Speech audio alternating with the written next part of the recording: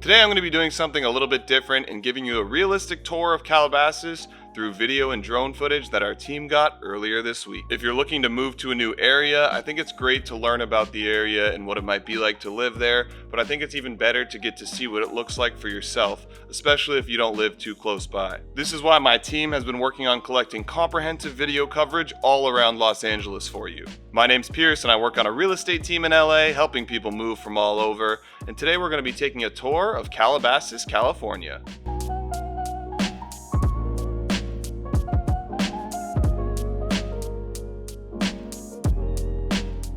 So here's a shot of the 101 freeway on the hill of Calabasas. The cars going downhill are headed into the deeper western portion of Calabasas, and if you keep taking that freeway, you'll go all the way past Thousand Oaks, and you'll eventually end up reaching areas like Ventura and Santa Barbara.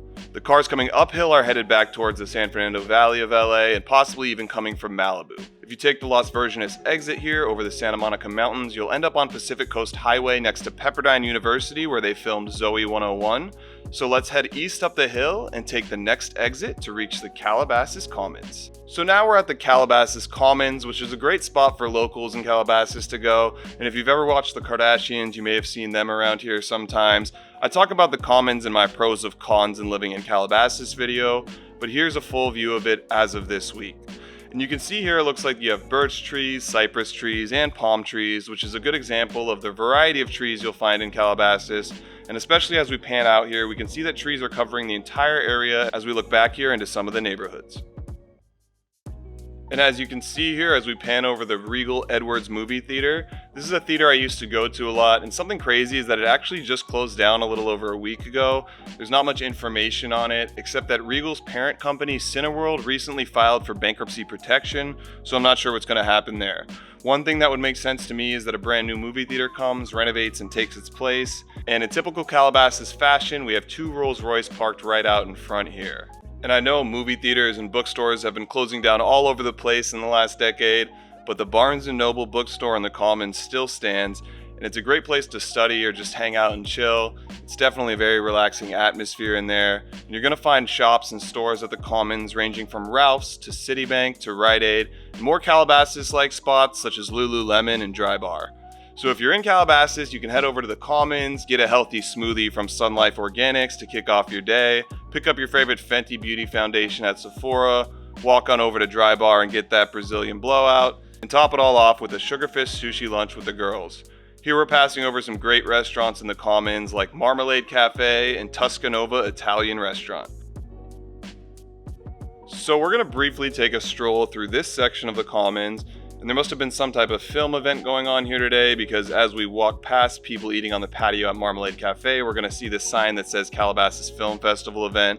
And this section of the Commons is where you're going to see some beautiful statues, but also the pond, which is definitely a family favorite and certainly one of my favorite parts of the Commons. The turtle statue fits right in here, and you can see a lot of detail has gone into the statues and construction here, which is part of what separates Calabasas from a lot of other areas. Everything seems to be so picturesque. And here you just get a look at the suburban feel of Calabasas, where you have families coming out to have their little one check on the turtles at the pond. I love their turtles here, and there's a ton of them. They're always just sunbathing and swimming around, which you can see here. And you'll also find koi fish swimming there with their little turtle friends, so it's definitely a little bit of a storybook scene. So as you can see, the Calabasas Commons is great. Moving on here, we have a look at the Calabasas Library, which sits right next to the Commons, and this library was built with the Spanish colonial architecture, and you can see just how clean and well taken care of the area is, which is really indicative of what you're going to find in Calabasas all over. The residents definitely care about keeping the city a nice place to live. And now we're going to head next door to the Commons to a more residential area and take a look at Calabasas Lake.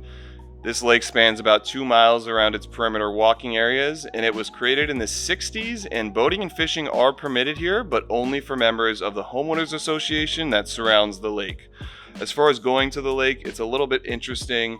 It's of course open to residents of the homeowners association around the lake, but around 2010, other residents in Calabasas brought up a great point.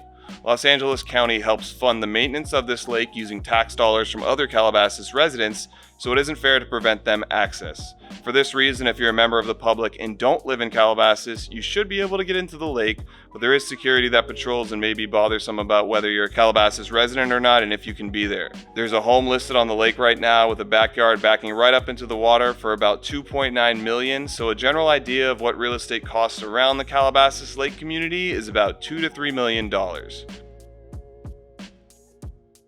Here you can see an example of just how much of a hidden gem this lake really is by taking a look at this lakeside home.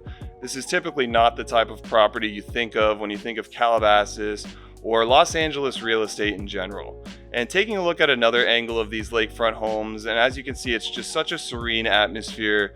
The way the boats are docked right up to the house almost reminds me of homes in Florida. You're definitely not going to find the types of yachts and speedboats you might find in Miami here in Calabasas though. Usually you're going to see some smaller style fishing boats and things like that. You even see some kayaks docked here, and this is because the lake is relatively small and especially peaceful, so you can see how it would be the perfect place to kayak or take out your fishing boat. And once again, you just see the variation of trees here that you find in Calabasas. As I mentioned in another video, many of the oak trees here date back 500 to 700 years in age.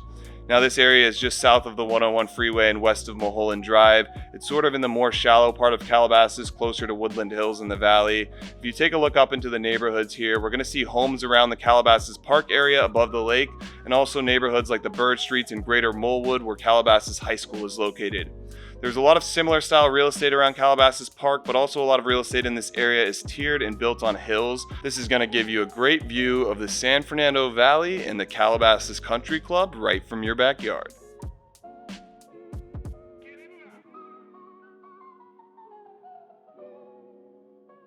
Here you're going to see a sign showing the community of Vista Point ahead and the Calabasas Country Club to the left.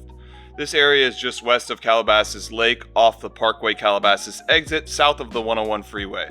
Actually, the vast majority of homes in Calabasas are located south of the 101 in hilly areas of the Santa Monica Mountains. One big distinction is that Hidden Hills is actually opposite of these areas on the other side of the freeway, and here you have one of the Hidden Hills gates being entered by a Range Rover in typical Calabasas fashion. You have several gated communities that surround the Calabasas Country Club, including West Ridge, Calabasas Hills, Calabasas Park Estates, and Vista Point. Many of the homes around this area enjoy beautiful country club views, and some of them also have great views of the valley to boot. If we look into the gated communities here, we can see that two-story homes are very common and we get a little bit more of a cookie cutter feel. On the other hand, Calabasas has over 25 different gated communities and most of them are unique from the next one. The most expensive real estate you're going to find is typically going to be sitting on the very top of a hill on larger lot sizes. And just to give you an example of the types of schools you can find here, let's take a quick look over at Laurel Bay Elementary. This school is located right outside the Calabasas Country Club area and gives you a good idea of how safe the community feels over here. Calabasas definitely has some great schools.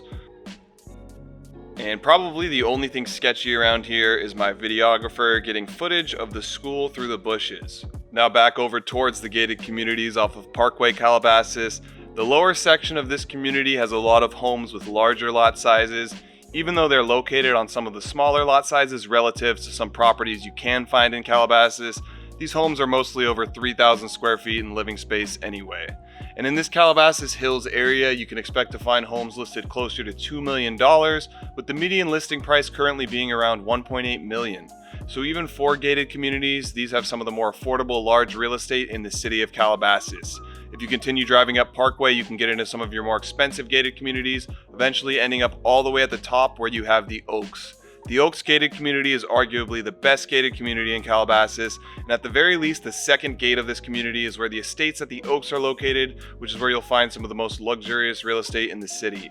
And to wrap it up here, we have another shot of the 101 freeway headed towards the deeper areas of Calabasas away from the valley. A lot of people take Moreau Road over here, which is a little bit of a side street that helps you get by the 101 without having to sit in the traffic.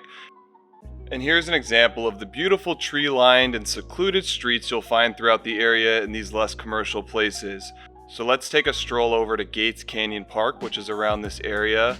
And Calabasas has a bunch of great parks that are usually not very crowded. As you can see here, this is the middle of the day and nobody is even playing here. And with almost no one being there, It's like you have a little place of your own to take your kids to, or take your dog to, or maybe just go on a stroll. Thank you for taking a tour through Calabasas with me. If you found any value in this video, make sure to subscribe because I will be releasing weekly videos about what it's like to live in Los Angeles and its different neighborhoods. Once again, my name's Pearce and I work on a real estate team in Los Angeles, helping people move from all over. And if you have any questions about living in Los Angeles or its real estate, make sure to check out the description below where I have all my information for you to contact me.